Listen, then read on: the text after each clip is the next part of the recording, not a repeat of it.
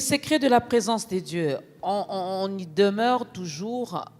Il y a un temps, il y a des endroits, il y a des moments précis finalement pour demeurer dans sa présence, ou c'est tous les jours, continuellement? Un jour, une servante de Dieu, très puissamment utilisée aux États-Unis, on lui a posé la question, quand est-ce que tu entres dans la présence de Dieu? Elle a dit, ah, vous entrez, vous sortez. Moi, je ne sors jamais. C'est-à-dire, je vis dedans.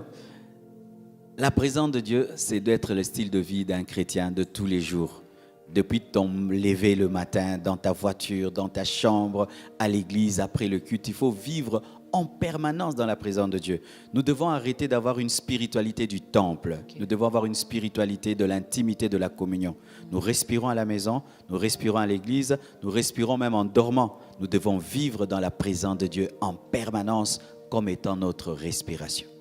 Même en dormant. Il faut dormir dans la présence de Dieu. Vous savez que certains mauvais rêves révèlent notre vie de péché? C'est vrai qu'il y a des maris de nuit et des femmes de nuit. Mais quelqu'un qui tout le temps quand il dort, il a des rêves sexuels. C'est souvent parce qu'il a des pensées sexuelles et des désirs sexuels. Et il ne dort pas dans la présence de Dieu. Quand avant de dormir, tu regardes un mauvais film, tu ne dors pas dans la présence de Dieu. Quand tu dors en colère, la Bible dit il ne faut pas dormir en colère. Donc, il est possible de dormir en dehors de la présence de Dieu. Tout en étant enfant de Dieu. Tout en étant enfant de Dieu. Et c'est dangereux parce que, à cause du décalage horaire, l'enlèvement se fera en certains endroits la nuit, pendant que les gens dorment. Parce que quand il fait jour à un certain endroit, ailleurs on dort. Et il y a beaucoup de gens qui vont se réveiller et les gens sont partis parce qu'ils ont dormi dans le péché.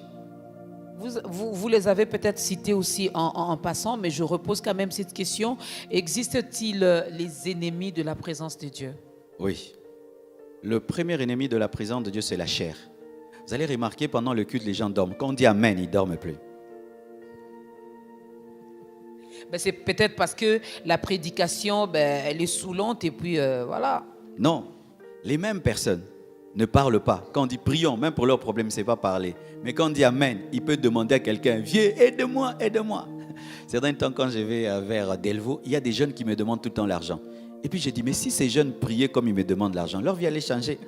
Mais la même personne qui peut te déranger, donne-moi. Tu dis, demande à Dieu qui peut tout. Il n'arrive pas. La chair n'aime pas la présence de Dieu. Okay. C'est pourquoi quand on prie, on a sommeil, on est distrait, fatigué. On a des démangeaisons. Parce que la chair n'aime pas la présence de Dieu. Prier 2 heures du temps, tu dois te discipliner. Mais regarder un film pendant 2 heures du temps, ou le héros, regarder un match, on ne se concentre pas.